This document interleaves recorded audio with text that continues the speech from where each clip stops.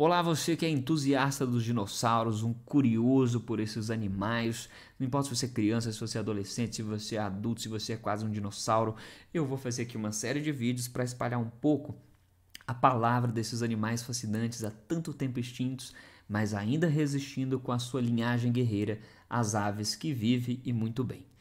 Bom, a ideia aqui é trazer vídeos para abordar a diversidade desses animais. Mas, primeiramente, esse primeiro vídeo vai ser para definir o que é um dinossauro, para definir o que significa esse grupo e por que outros répteis que conviveram com eles na era Mesozoica, ali no final do Triássico, no período Jurássico, no Cretáceo, não podem ser considerados dinossauros, mas são grupos à parte de répteis. Então, para entender isso, é preciso definir esse grupo, dinossauro.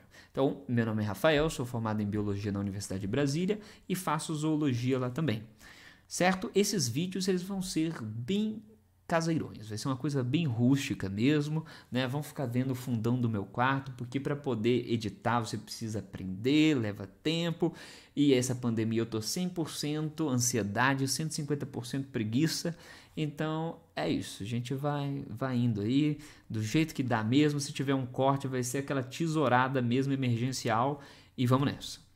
Ok? Então, primeiro de tudo, eu preciso entender como que a biologia define um grupo. Antigamente, né, antes das concepções darwinianas, ou seja, na época pré-darwiniana, lá em 1700 e alguma coisa, século XVIII, a taxonomia, a formação de grupos, era basicamente feita com a abordagem taxonômica, né, que é observar as características do indivíduo ali, o que ele parece e tal, se ele tem a característica X, Y, Z, e se tiver, beleza, vamos colocar no mesmo grupo. O problema disso é que essa abordagem não incorpora as ideias evolutivas, né, que ficaram muito bem caracterizadas depois de 1859, quando Darwin publicou o livro dele, também com participações aí do Alfred Wallace, e a biologia evolutiva ficou muito bem consolidada, ainda mais no século XX, depois com o surgimento da genética, da biologia molecular, ficou assim, uma obviedade muito grande para a biologia. Então, aí você precisa dessa abordagem filogenética, que traz a questão da ancestralidade, que é o que faltava aqui na abordagem taxonômica. Então, juntando essas duas, você consegue caracterizar os grupos. E justamente por isso, muitos grupos, né, que foram feitos lá na época do Linneu, né, lá em 1700 e alguma coisa, eles estão sendo revistos e estão sendo modificados. A taxonomia está passando por modificações fortes por conta da atuação dessa abordagem filogenética agora em conjunto. Ok. Então, para poder trabalhar essa ideia, eu vou trazer aqui um cladograma, uma árvore filogenética, e fazer um exemplo assim super reducionista, muito simplista, só para ser didático, tá? Porque a análise de cladogramas, a construção deles é algo muito complexo, que envolve muitas vezes dezenas, centenas de caracteres que são analisados somente por softwares de computador, né? Porque não tem, assim, um ser humano analisando isso demoraria muito tempo, né? Muitos anos, muitas vidas aí seriam tomadas para fazer essa análise. E o software faz esses testes estatísticos de forma muito rápida. Então, assim, o que eu vou fazer aqui é tipo uma brincadeirinha, né, para mostrar aí a ideia de como são fechados esses grupos, certo? Nós vamos trabalhar com pouquíssimas características aqui e tudo bem hipotético. Então, olha só, você olhar aqui esse cladograma, eu tenho aí diversas linhagens de senhores cabeça de batata que dividem aí uma ancestralidade comum, né, um grupo basal aí. E eu queria fechar um grupo entre as linhagens B, C e D. Será que qualquer característica dessas linhagens me serve para fechar esse grupo? E a resposta é não, tá? Porque vamos supor que eu queira fechar esse grupo com essas características aqui, o pezinho, o bracinho e o chapeuzinho. Essas características não são muito bem exclusivas dessas linhagens, né? Parece que eu vejo essas características aqui. O grupo ancestral aí já tinha pezinho, já tinha bracinho, já tinha chapeuzinho e também tinha o corpo ovalado.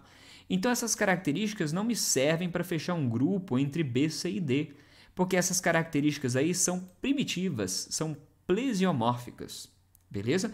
Eu estou procurando para fechar esse grupo características que sejam novas, características que sejam exclusivas dessas linhagens, que eles compartilhem só entre eles. E essas características, elas são ditas derivadas ou apomórficas, são as características novas dessas linhagens que eu estou analisando. Será que tem alguma aí disponível para eu fechar esse grupo?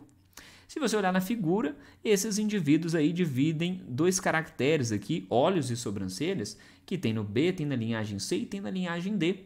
Mas eu não estou vendo presente na linhagem A e também não vejo na linhagem ancestral geral aí. Então essas são características novas, são apomorfias, que eu vejo no B, que eu vejo no C e que eu vejo no D, certo?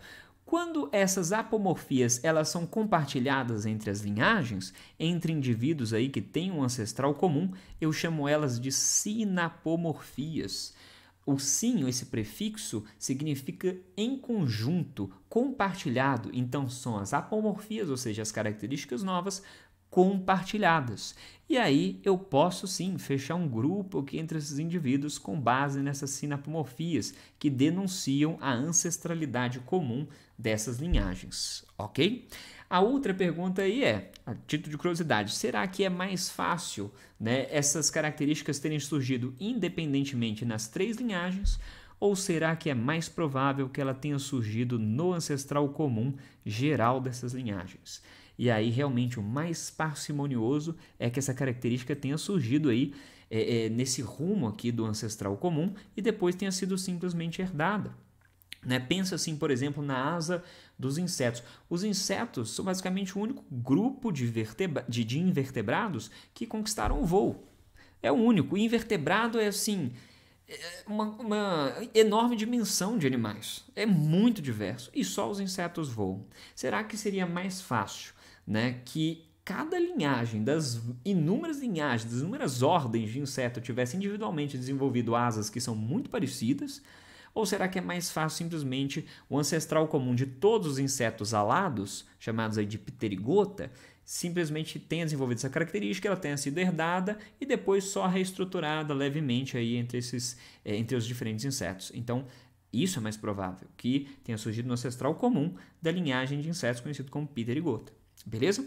Aqui nessa imagem ainda dá para fazer mais uma coisa. Eu poderia talvez tentar pensar em sinapomorfias que fossem exclusivas entre B e C, mas que não estivessem presentes aqui no D. Será que tem?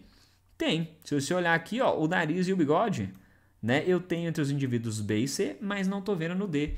Então, isso pode me servir, né, pode ser de utilidade para fechar aqui um grupo entre B e C, relacionando o ancestral comum desses indivíduos e as linhagens que derivam deles. Ok?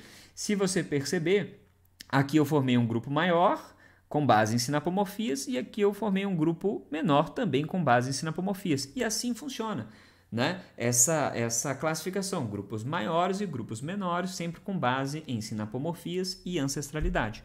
Isso aqui poderia ser bem o exemplo de pterossauros e dinossauros, né? Com os indivíduos D aqui representando pterossauro e B e C representando linhagens de dinossauro. O que isso quer dizer? Né? Que em algum nível, pterossauro e dinossauro dividem sim sinapomorfias, mas não é no nível que forma o agrupamento dinossauro. A gente vai ver isso daqui a pouquinho de novo, tá?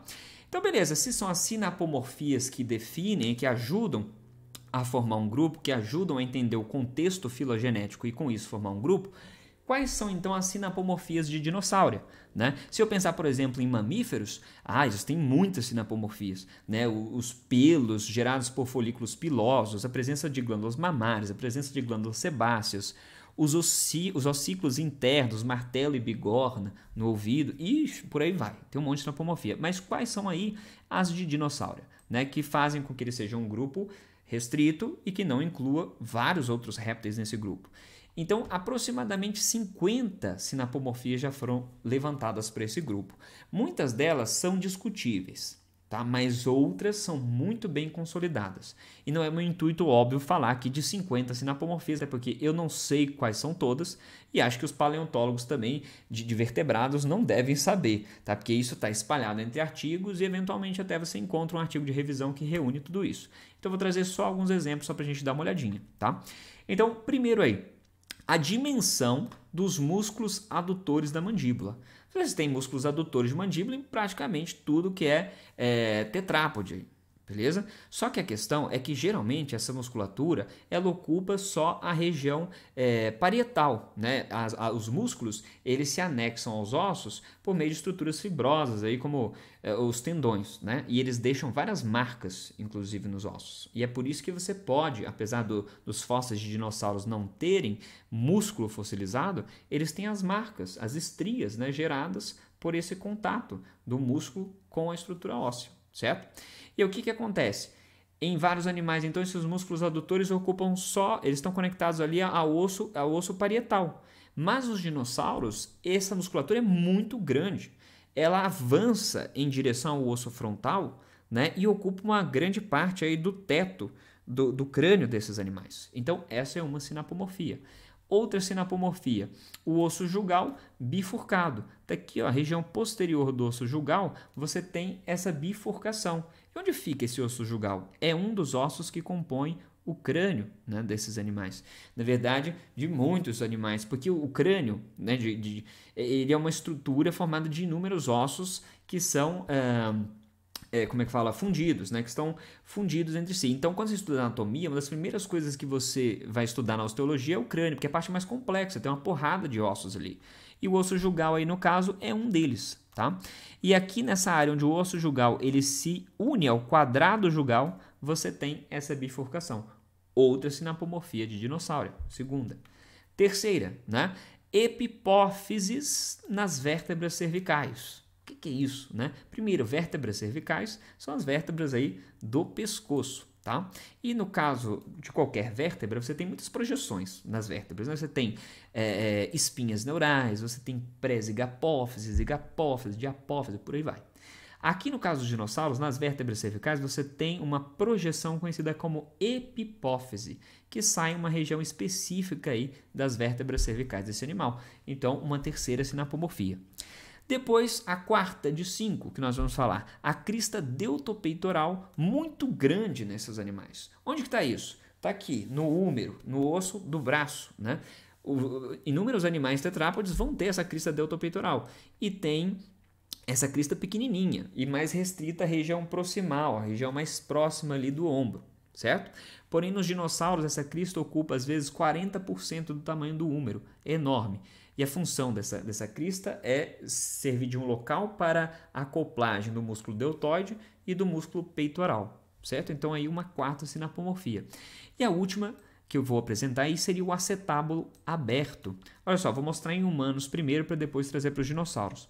Lá na região do quadril, né, formado pelos ossos íleo, isquio, pubis, você tem uma área onde o fêmur se conecta, o fêmur é o osso da perna, né? A cabeça do fêmur vai se conectar a uma região chamada de acetábulo, certo? Se você olhar aqui na figura, o acetábulo do ser humano ele é fechado, ele tem uma parede óssea ali no acetábulo e a cabeça do fêmur se encaixa ali.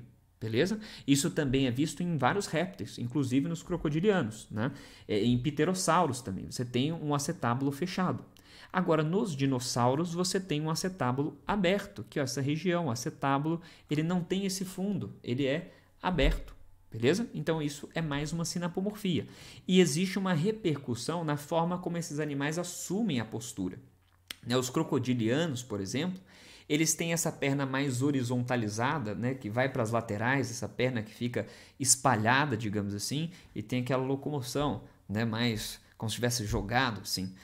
E com isso, você tem a pressão exercida ali pelo peso do animal, né? Você tem força muito a região do acetábulo. E aí, nesses animais, precisa que o acetábulo seja fechado. Agora, em dinossauros, o fato do acetábulo ser aberto é um dos motivos pelo qual permite que as pernas desses animais sejam mais verticalizadas, ou seja, fiquem mais abaixo assim mesmo do corpo e gerem uma distância do tronco do animal com relação ao solo, né? Ou permitam que o animal aí também assuma a postura bípede em muitos exemplos, beleza? Então, com isso, né, pensando nas sinapomorfias, vem a pergunta, todos esses animais que são mostrados aqui são dinossauros? E a resposta é não. Aqui, ó, o Dimetrodon não é um réptil que viveu aí até antes dos dinossauros no Permiano. Pterossauria e Elasmosauria, embora contemporâneos de muitos dinossauros, também não são dinossauros porque não dividem as sinapomorfias que são utilizadas para definir o grupo dinossauro, certo? É claro que esses indivíduos, eles têm um grau de parentesco, como tudo o que vive ou tudo o que viveu. Então, assim, pterossauros e os dinossauros têm características, têm sinapomorfias entre eles. E por isso mesmo eu posso até colocá-los em um grupo, né, deles aí, chamado de Ornitodira, ou ave metatarsália, certo? Mas quando a gente pensa aqui em dinossauros, os pterossauros não têm as sinapomorfias necessárias para serem incluídos nesse grupo, beleza?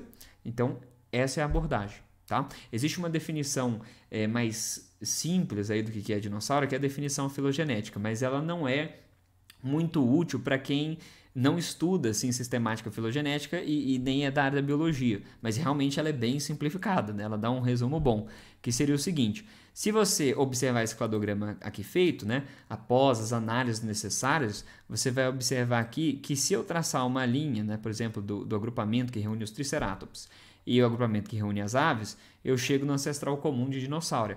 Então, eu poderia dizer que um dinossauro é qualquer linhagem que seja derivada do ancestral comum entre triceratops e aves, beleza? Mas não é tão informativo assim para quem não é aí da área.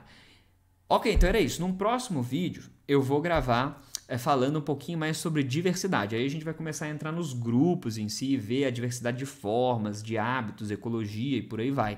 Que eu vou começar a falar dos grandes grupos, os saurísquios e os ornitísquios, certo? E aqui tem algumas referências bibliográficas, eu sugiro aí esse livro, gosto bastante dele, para quem curte aí o assunto. Beleza? Então, até o próximo vídeo, é isso.